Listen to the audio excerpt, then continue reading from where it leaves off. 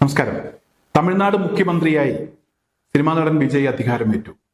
ഒരു സിനിമ കാണുന്നത് പോലെ അങ്ങനെയായിരുന്നു ആ ദൃശ്യങ്ങളൊക്കെ കണ്ടപ്പോൾ തോന്നിയത് എന്ന പല കമന്റുകളും സമൂഹ മാധ്യമങ്ങളിൽ നമുക്ക് പരിശോധിച്ചാൽ കാണാൻ കഴിയും. അതൊരു സത്യമാണ്. ഇത് സത്യമാണോ അതോ സ്വപ്നമാണോ എന്നൊക്കെ പലരും ഇപ്പോഴും ആ ചിന്തകളിലാണ്. അവർക്കൊരു മോചനമായിട്ടില്ല. ഒരിക്കലും പ്രതീക്ഷിക്കാത്ത ഒരു വിജയമാണ് സംഭവിച്ചിരിക്കുന്നത്, ഒരു വിജയമാണ് ഉണ്ടായിരിക്കുന്നത്. സ്റ്റാലിന്റെ തിടുക്കം വിജയ്ക്ക് കാര്യങ്ങളൊക്കെ വളരെ എളുപ്പത്തിലായി എന്നാണ് മനസ്സിലാക്കാൻ കഴിയുന്നത്. വിജയൻ പോയാൽ എന്താ, വിജയ് വന്നല്ലോ എന്ന് ആശ്വസിക്കുന്ന ചില ആളുകളുമുണ്ട്. എന്തായാലും ഇവിടെ എങ്ങനെയാണ് വിജയൻ പോയത്, എങ്ങനെയാണ് വിജയ് വന്നത് എന്നൊക്കെ പരിശോധിച്ചാൽ കേരളത്തിലും അതുപോലെ തന്നെ തമിഴ്നാട്ടിലുമൊക്കെ ഏറെക്കുറെ ഒരുപോലുള്ള ചില സംഭവങ്ങൾ ഉണ്ടായി. അതിന്റെ ഭാഗമായിട്ടാണ് മാറ്റം കേരളത്തിലാണെങ്കിലും അതുപോലെ തന്നെ തമിഴ്നാട്ടിലാണെങ്കിലും സംഭവിച്ചത് എന്ന് പറയേണ്ടി വരും.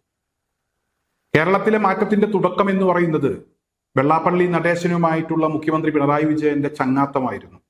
ആ ചങ്ങാത്തം തന്നെയാണ് ഒരു മാറ്റത്തിന്റെ തുടക്കം കുറിച്ചത്. തുടർച്ചയായി വർഗീയതയും വിദ്വേഷവും ഒക്കെ പറഞ്ഞിരുന്ന വെള്ളാപ്പള്ളി നടേശനെ ആദരിക്കാനും പൊന്നാട അണിയിക്കാനും കാറിൽ കയറ്റിക്കൊണ്ട് നടക്കാനും ഒക്കെ മുഖ്യമന്ത്രി പിണറായി വിജയൻ തയ്യാറായി. ആ സമയത്ത് ശക്തമായ വിയോജിപ്പുകൾ ഇവിടെ ഈ ഒരു നടപടിക്കെതിരെ ഉയർന്നു വന്നു. പാർട്ടിക്ക് അകത്തുനിന്നു പോലും ഉണ്ടായി. എന്നാൽ അതൊന്നും കാര്യമായി എടുത്ത നിലപാടുമായി മുന്നോട്ട് പോയി.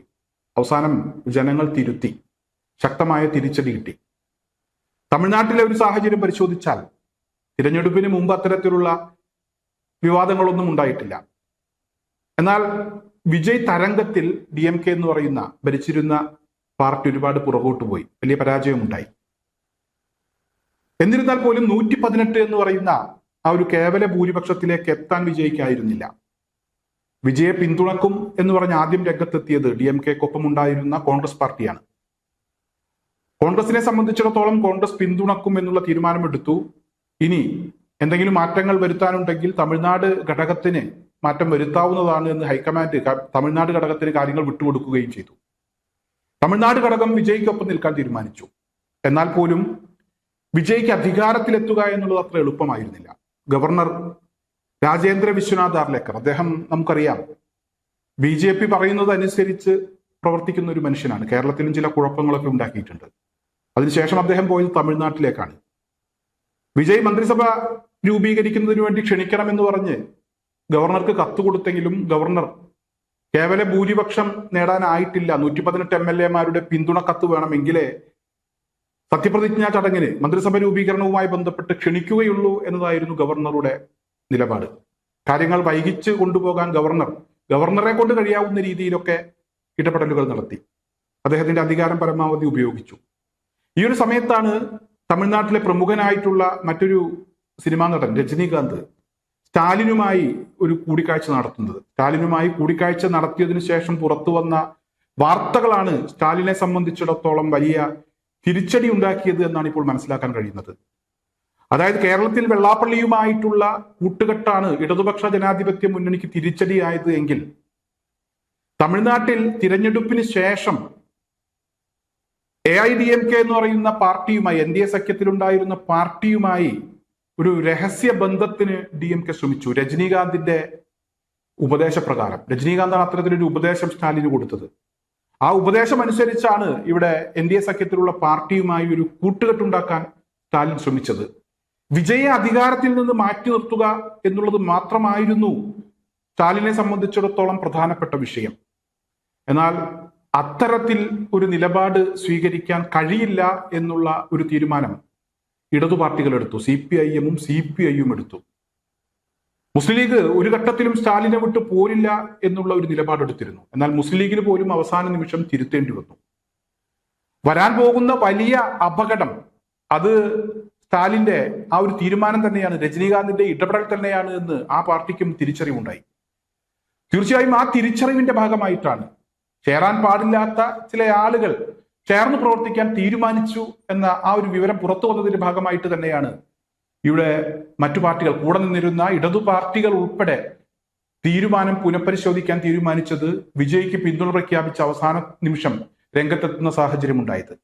കേരളത്തിൽ വെള്ളാപ്പള്ളി ആയിരുന്നു ഇടതുപക്ഷത്തിന്റെ അന്തകനെങ്കിൽ തമിഴ്നാട്ടിൽ അത് AIDMK ആയിരുന്നു. AIDMKയുമായിട്ടുള്ള ഒരു സഖ്യം പുറമേ നിന്നുകൊണ്ട് ആ പാർട്ടിയെ പിന്തുണയ്ക്കുക, ആ പാർട്ടി അധികാരത്തിൽ വരട്ടെ, വിജയെ മാറ്റി നിർത്തുക എന്നുള്ളതായിരുന്നു സ്റ്റാലിന്റെ ഒരു തീരുമാനം. അങ്ങനെ NDA സഖ്യം വിട്ടുവരുന്ന ഒരു പാർട്ടിക്ക് പിന്തുണ കൊടുത്ത് ആ പാർട്ടിയെ ഭരിക്കാൻ അനുവദിച്ചാൽ BJP പുറകുവശത്തുകൂടെ കയറി അധികാരം നിയന്ത്രിക്കും എന്നുള്ളൊരു തിരിച്ചറിവാണ് ഇവിടെ DMK സഖ്യത്തിൽ നിന്നും പോകുന്ന ഇടതു പാർട്ടികൾക്കും അതുപോലെ തന്നെ മുസ്ലിം ലീഗിനും ഒക്കെ ഉണ്ടായത്. ഒരു ഘട്ടത്തിലും മുസ്ലിം ലീഗ് സ്റ്റാലിനെ വിട്ടു പോരില്ല എന്നുള്ളത് തന്നെയായിരുന്നു അവരുടെ നിലപാട്. അതായത് കരുണാനിധി കായിക മില്ലത്തിന്റെ അനുഗ്രഹം തേടാൻ വന്ന് അനുഗ്രഹം തേടിയതിനു ശേഷമാണ് സത്യപ്രതിജ്ഞ ചെയ്തിരുന്നത്. അത്രക്ക് വലിയ ഒരു പഴക്കം ആ സൗഹൃദവുമായി ബന്ധപ്പെട്ടുണ്ട്. ഒരിക്കലും സ്റ്റാലിനെ പാതി വഴിയിൽ ഉപേക്ഷിക്കില്ല, മൊഴി ചൊല്ലില്ല എന്നുള്ളതായിരുന്നു മുസ്ലിം ലീഗിന്റെ തീരുമാനം. ആ മുസ്ലിം ലീഗാണ് ഏറ്റവും അവസാനം ഇവിടെ TVKക്ക് പിന്തുണ കൊടുത്തത്. നിരുപാധിക പിന്തുണയാണ്. ഇടതു പാർട്ടികളും പുറമെ നിന്ന് പിന്തുണയ്ക്കും എന്ന വിവരങ്ങളാണ് പുറത്തു വരുന്നത്. അതേസമയം കോൺഗ്രസ് ഇവിടെ മന്ത്രിസഭയിൽ ചേരും, രണ്ട് മന്ത്രിമാർ ഇവിടെ സത്യപ്രതിജ്ഞ ചെയ്യും എന്നുള്ള വിവരങ്ങൾ ഇപ്പോൾ ഇതിനോടകം പുറത്തു വന്നു കഴിഞ്ഞു. സത്യപ്രതിജ്ഞ വരും ദിവസങ്ങളിൽ ഉണ്ടാകും എന്നാണ് മനസ്സിലാക്കാൻ കഴിയുന്നത്. എന്തായാലും ഇവിടെ സംഭവിക്കാൻ പാടില്ലാത്ത ചില സംഭവങ്ങൾ, ചില കാര്യങ്ങൾ സംഭവിക്കാൻ പോകുന്നു എന്ന് മനസ്സിലാക്കി വലിയൊരു അപകടം മുന്നിൽ കണ്ടുകൊണ്ടാണ് ഇവിടെ DMKയുമായിട്ടുള്ള ബന്ധം ഏർപ്പെടുത്താൻ ഇടതു പാർട്ടികളും അതുപോലെ തന്നെ മുസ്ലിം ലീഗും ഒക്കെ തീരുമാനിച്ചത്. കോൺഗ്രസിനെ സംബന്ധിച്ചിടത്തോളം കോൺഗ്രസ് ആദ്യമേ DMKയുമായിട്ടുള്ള ആ ബന്ധം അവസാനിപ്പിച്ച് പുറത്തു പോരാൻ തീരുമാനിച്ചു. കോൺഗ്രസിനെ സംബന്ധിച്ചിടത്തോളം ഇവിടെ കോൺഗ്രസ് പാർട്ടിയെ കുറിച്ച് അവരെടുത്ത നിലപാടുമായി ബന്ധപ്പെട്ട് സ്റ്റാലിൻ പറയുന്നത് നന്ദിയില്ലാത്ത ഒരു തീരുമാനമാണ് അവർ എടുത്തത്, ഒരിക്കലും നന്ദിയില്ലാത്ത ആളുകളാണ്, അവരങ്ങനെ ചെയ്യുമെന്ന് പ്രതീക്ഷിച്ചില്ല എന്നതാണ് ഇവിടെ സ്റ്റാലിന്റെ ഒരു പ്രതികരണം. അതേസമയം ഇടതു പാർട്ടികളും മുസ്ലിം ലീഗും ഒക്കെ വിട്ടുപോയതിൽ സ്റ്റാലിനെ സംബന്ധിച്ചിടത്തോളം അദ്ദേഹത്തിന് അതിൽ എതിർപ്പില്ല. വീണ്ടും അവരുമൊക്കെയായി യോജിച്ചു പോകാനുള്ള സാഹചര്യമുണ്ട്. അവരൊക്കെ നന്ദി അറിയിച്ചിരുന്നു, നന്ദിയില്ലാത്ത ആളുകളല്ല എന്നാണ് സ്റ്റാലിൻ പറഞ്ഞത്. എന്തായാലും തമിഴ്നാട്ടിൽ ഇവിടെ ഇത്തരത്തിലൊരു സഖ്യം രൂപപ്പെട്ടില്ലെങ്കിൽ, TVK അധികാരത്തിലെത്തിയില്ലെങ്കിൽ BJP പുറകിൽ നിന്ന് നിയന്ത്രിക്കുന്ന ഒരു സർക്കാർ തമിഴ്നാട് ഭരിക്കുമായിരുന്നു. ആ ഒരു അപകടം തിരിച്ചറിയാൻ ഇവിടെ ഇടതു പാർട്ടികൾ ഉൾപ്പെടെ കഴിഞ്ഞു എന്നുള്ളത് ചെറിയൊരു കാര്യമല്ല. ആ ഒരു തിരിച്ചറിവിന്റെ ഭാഗമായിട്ടാണ് ഇവിടെ വിജയ്ക്ക് അധികാരത്തിലെത്താൻ കഴിഞ്ഞത്. എന്തായാലും സ്റ്റാലിനെ സംബന്ധിച്ചിടത്തോളം സ്റ്റാലിന് കുറച്ച് തിടുക്കം കൂടി. അത്തരത്തിലുള്ള ഒരു നീക്കത്തിന് സ്റ്റാലിൻ മുതിരരുതായിരുന്നു. ശത്രുക്കളെ തിരിച്ചറിയണമായിരുന്നു. രജനീകാന്തിന്റെ ഒരു നിലപാട് നമുക്കറിയാം. രജനീകാന്ത് യോഗി ആദിത്യനാഥിനെ കാണുമ്പോൾ കമിഴ്ന്നടിച്ചു വീഴുന്ന ഒരു പ്രകൃതക്കാരനാണ്. BJPയുമായി സഹകരിച്ച് പ്രവർത്തിക്കുന്ന ആ ഒരു ചിന്താഗതിയുള്ള ഒരു മനുഷ്യനാണ്. അദ്ദേഹത്തിന്റെ ഉപദേശം അത് സ്വീകരിച്ചുകൊണ്ടാണ് സ്റ്റാലിൻ മറ്റു ചില നീക്കങ്ങൾ നടത്താൻ തീരുമാനിച്ചത്. എന്തായാലും ആ നീക്കങ്ങൾ തെറ്റായിരുന്നു എന്നുള്ള ഒരു തിരിച്ചറിവ് സ്റ്റാലിൻ എന്തായാലും ഇപ്പോൾ ഉണ്ടായി കാണും. എന്തായാലും അത്തരത്തിലൊരു തിടുക്കം കാട്ടിയതിന്റെ ഭാഗമായിട്ടാണ് വിജയ്ക്ക് കാര്യങ്ങളൊക്കെ എളുപ്പമായത്. ഇത് സിനിമയാണോ യാഥാർത്ഥ്യമാണോ എന്ന ഒരു ആശയക്കുഴപ്പം ഇപ്പോഴും എല്ലാവരിലും ഉണ്ട്, തമിഴ്നാട്ടുകാരിൽ മാത്രമല്ല.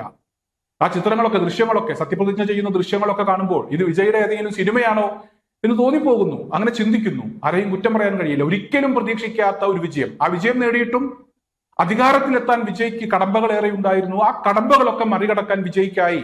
അത് സ്റ്റാലിന് സംഭവിച്ച ആ ഒരു പിഴവ് തന്നെയാണ്, സ്റ്റാലിന്റെ തിടുക്കമാണ് വിജയ്ക്ക് കാര്യങ്ങൾ എളുപ്പമാക്കിയത് എന്ന് പറയാതിരിക്കാൻ കഴിയില്ല.